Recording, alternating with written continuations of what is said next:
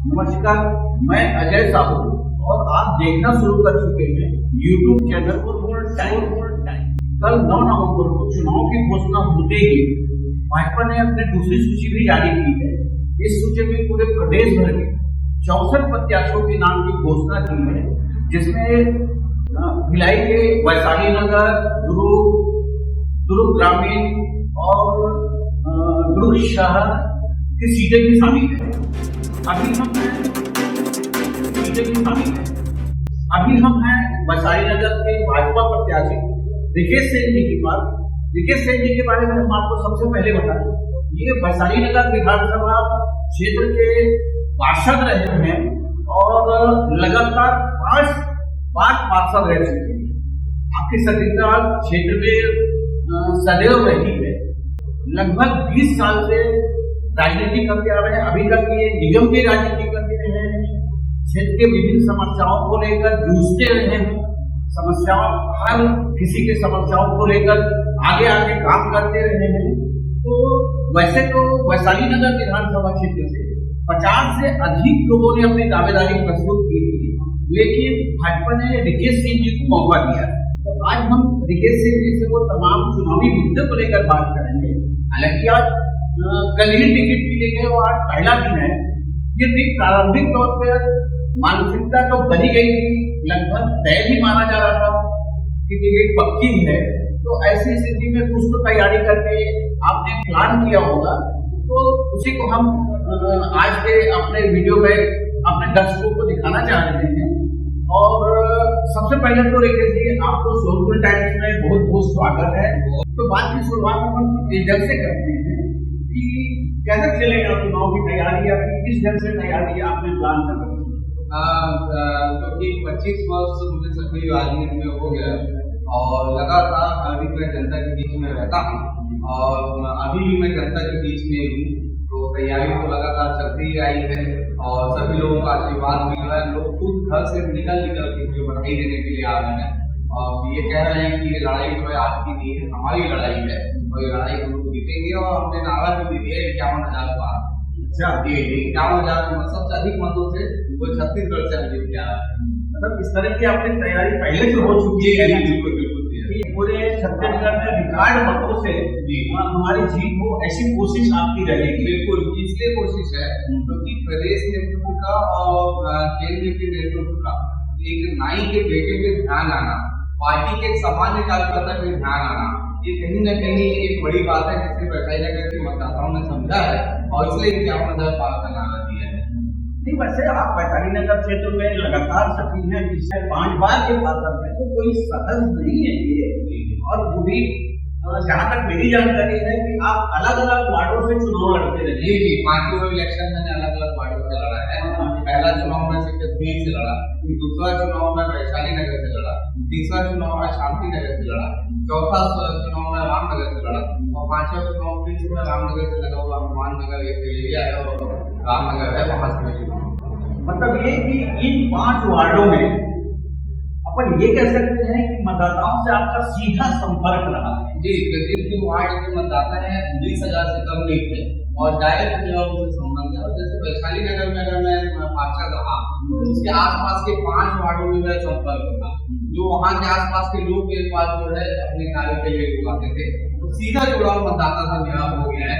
मैं किसी का चाचा हूँ, किसी का देवर हूँ, किसी का बेटा हूँ, ऐसे करके मेरी जो है। तो इस तरह से अपन अगर कहें कि पूरा वैशाली नगर क्षेत्र में आप किसी पद से कम मोहताज नहीं है। लगातार राजनीतिक वजह से कह लो, चाहे सेवा के हिसाब से कह लो, आप हर स्तर पे प्रयास करते रहे हैं क्षेत्र के विकास के लिए। और निगम में आप नेता प्रतिपक्ष भी रह चुके हैं और यहाँ के हर समस्याओं को, चाहे निगम में आपकी सरकार रही हो या अभी कांग्रेस की सरकार जैसे निगम में है, तब भी आप लगातार क्षेत्र की समस्याओं को लेकर बात करते रहे हैं, क्षेत्र की समस्याओं को उठाते रहे हैं। तो इस बार मेन फोकस आपका क्या होगा? चुनावी मुद्दा अगर स्थानीय तौर पर अपन वैशाली नगर क्षेत्र की बात करें तो यहाँ के लिए आपका मेन जो है चुनावी मुद्दा क्या बनाना चाहते हैं? देखिए, मुद्दा तो वैशाली नगर में कमी नहीं है, लेकिन आज भी कई वार्डों में मूलभूत सुविधाएं नहीं पहुंच पाई है महिला महाविद्यालय की इस विधानसभा में आवश्यकता है। इसके साथ में जितने तालाब है उस तालाब को सजाने और संवारने की आवश्यकता है। तो ऐसे बहुत सारे प्राथमिकताएं हैं इस विधानसभा को लेकर जिसे मुझे पूरा करना है। और मैं अपनी कांग्रेस का प्रत्याशी कौन है मुझे फर्क नहीं पड़ता, मैं अपनी बातों को आम जनमानस के सामने रखूंगा और मैं उनको बतलाने में सफल होऊंगा कि आपके जो टैक्स का पैसा है उसका सदुपयोग नहीं हो रहा है। आपके टैक्स का पैसा दूसरे विधानसभा में लगाया जा रहा है और कहीं न कहीं अच्छे नेतृत्व की आवश्यकता है। अच्छा जी, तो आप अपने आप को मतलब फिर मानते हैं इस बार जो विधानसभा चुनाव होने वाला है उसके लिए आप एक जनसेवक के रूप में आप लगातार सक्रिय रहे हैं, है ना? तो उस हिसाब से पार्टी ने आपको आप पर भरोसा किया है। तो ऐसा लगता है अपने को कि पार्टी के भरोसे को कायम रखेंगे। निश्चित रूप से कायम रखेंगे क्योंकि पार्टी ने छोटे से सामान्य पिछड़ा वर्ग के व्यक्ति को एक नाई समाज से आने वाले, सेन समाज से आने वाले एक छोटे से समाज के व्यक्ति को एक प्रत्याशी बनाया है। तो कहीं ना कहीं मैं पार्टी का प्रदेश नेतृत्व का आभार व्यक्त करता हूँ। और नरेंद्र मोदी जी की दृष्टि पार्लियामेंट कमेटी में जब ये बात आई तो बता रहे थे लोग कि भाई आपके नाम की सहमति जब उन्होंने देखा कि 5 बार का जीता हुआ पार्षद है और बहुत सामान्य छोटी जाति का आता है तो उन्होंने तुरंत अपने नाम पे सहमति दी। तो निश्चित रूप से कहीं ना कहीं मेरे एक आशीर्वाद स्वरूप है और मैंने भी तय किया है कि पार्टी ने जब इतना विश्वास किया है तो 51,000 पार इस नारे के साथ जो है यहाँ पे जीत दिलाएंगे। चुनाव प्रचार का आपका तौर तरीका किस तरह का होगा? मैंने चुनाव प्रचार को तब से ही चालू कर दिया है। मैं जैसे ही मैं टिकट की सूचना मुझे मिली मैं तुरंत अपने जन्म स्थली जलेबी चौक केंद्र जहाँ मेरा जन्म हुआ, आज भी मेरी छोटी बच्ची की बच्ची है, जहाँ मैं मेरी कर्मभूमि थी, मेरी पिताजी की कर्मभूमि थी, मेरे भाइयों की कर्मभूमि है और मेरी जन्मभूमि, वहाँ मक्का टेक के मैं लगातार आगे बढ़ा। और केंद्र क्षेत्र में 12 वार्ड आते हैं, उस 12 वार्ड की गलियों में मेरा बचपन बीता है। तो जनसंपर्क को मेरे सभी साथी लोग, कोई रिकेश का भाई बन के, कोई रिकेश की भाभी बन के, कोई रिकेश की माँ बन के, सब लोग अपना प्रचार चालू कर दिए हैं। और हमारा प्रचार सिंपल रहेगा, लोगों के पास जाएंगे, आशीर्वाद मांगेंगे, अपने कार्यों को बताएंगे और अपने कार्यों को बता के 25 साल हमने क्या कार्य किए विधानसभा क्षेत्र में जनता के बीच में। वैसे वैशाली नगर क्षेत्र में पिछले बार भी भाजपा ने जीत दर्ज की और विधायक के निधन के बाद वो सीट खाली थी।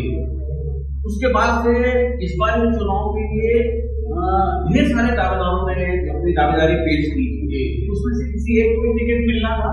तो आपको क्या लगता है, आपके पार्टी में जो और जो दावेदारों ने दावेदारी की थी उनमें किस तरह का सामंजस्य आप बैठा पाएंगे या गुटबाजी या विरोध के स्वर बढ़ने की संभावना लग रही है? कल से लेके आज तक लगातार मैं सभी लोगों में से मेरी मुलाकात हो गई है और जो भी प्रत्याशी थे, जो दावेदार थे, तो सबसे मेरी मुलाकात हो गई है। कल केंद्र में तीनों मंडल अध्यक्ष थे, जिला अध्यक्ष से पूछ जाकर मैंने आशीर्वाद दिया है। हमारे क्षेत्र के लोकप्रिय सांसद विजय बघेल जी से मेरी मुलाकात हुई, प्रकाश पांडे से हुई, सत्यनारायण अग्रवाल जी से मुलाकात हुई, संगीता शाह जी से बातचीत हुई। तो सभी लोगों से लगातार मेरी मुलाकात हो रहा है। और क्योंकि कमल छान जब किसी एक को मिल जाता है तो उसके बाद जो आशीर्वाद है सभी लोगों का मिल जाता है।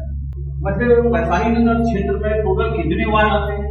37 वार्ड आते हैं जी, टोटल 37 वार्ड आते हैं।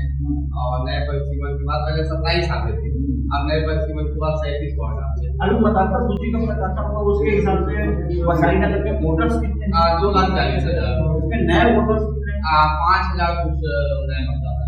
आपको क्या लगता है कि पिछले बार चुनाव में नए वोटर्स की संख्या बहुत कम थी, इस बार जो नई मतदाता सूची बनी है उसमें वोटरों की संख्या बढ़ी है, तो युवा वोटर्स जो है चुनाव परिणाम को प्रभावित करने की भूमिका में रहेंगे? निश्चित रूप से भूमिका में रहेंगे और इस बार युवाओं में बड़ा जोश है। नए मतदाता में बहुत ज्यादा जोश है और नए मतदाता कहीं न कहीं इस इंतजार में है कि कब हम कमल पे बटन दबाएंगे, क्योंकि वो नरेंद्र मोदी से कहीं न कहीं नए युवा मतदाता आकर्षित है। उनकी योजनाओं से बड़े वो है कि भाई उनकी योजनाएं बड़ी पसंद आ रही है। अभी चुनाव के बाद ये पहली स्थिति बनी है जब छत्तीसगढ़ को लेकर भाजपा के केंद्रीय नेतृत्व भी बहुत गंभीर है जी जी जी और लगातार राष्ट्रीय नेताओं का आगमन छत्तीसगढ़ हो रहा है। जी जी जी जी तो इसका कितना असर छत्तीसगढ़ के चुनाव पर पड़ेगा, ऐसा आपको लगता है? निश्चित रूप से असर पड़ेगा, क्योंकि कहीं ना कहीं अमित शाह जी ने अपने हाथों में कमान रखी हुई है। और अमित शाह जी जब सभा लेते हैं, अमित शाह जब कार्यकर्ताओं को संबोधित करते हैं, अमित शाह जी जब पार्टी के नेताओं को आदेशित करते हैं, तो कहीं ना कहीं एक नई ऊर्जा आ जाती है और ऐसा लगता है कि नहीं, हम ये चुनाव जो है बहुत अच्छे से जो है 75 पार का नारा कांग्रेस ने दिया है, और लेकिन अमित शाह जी की ऊर्जा में मालूम से ऐसा लगता है कि 75 पार हम करने जा रहे हैं। इस बार बसाई नगर क्षेत्र के लिए कोई विशेष व्यक्ति को आप चुनाव प्रचार के लिए कुछ बातचीत हुई हो, आपकी स्टार प्रचारक के रूप में जो बसाई नगर क्षेत्र संगठन में लाइन तय की हुई है और संगठन ने तय कर लिया कि कौन बड़े नेता जो है जो स्टार प्रचारक है वो आएंगे और उसके बाद जो है निश्चित रूप से उनकी सभाएं होगी। सभी लोगों को आपको देखने को मिलेगा, जितने को आप टीवी पे देखते हैं जो स्टार प्रचारक है सभी वैशाली नगर विधानसभा है। ये बड़ी तैयारी है आपकी ओर से किसी राजनीतिक नेता, बड़े नेता या कोई एक्टर इस तरह से कोई बातचीत हुई है इससे पहले? नहीं, बातचीत तो संगठन से नहीं हुई है, लेकिन मैं चाहूंगा कि नरेंद्र मोदी जी की सभा भिलाई में हो, दुर्ग संभाग के अंतर्गत हो, ऐसी मेरी इच्छा है। आप अभी सुन रहे थे बसाई नगर के भाजपा प्रत्याशी रिकेश सिंह जी, है ना? आप इस चैनल को देखिए और वीडियो को लाइक करने के साथ इस चैनल को सब्सक्राइब जरूर करें। नमस्कार, मैं रिकेश सिंह जी का आभार व्यक्त करूंगा कि उन्होंने सोलपुर टाइम्स के लिए अपना समय निकाला। नमस्कार।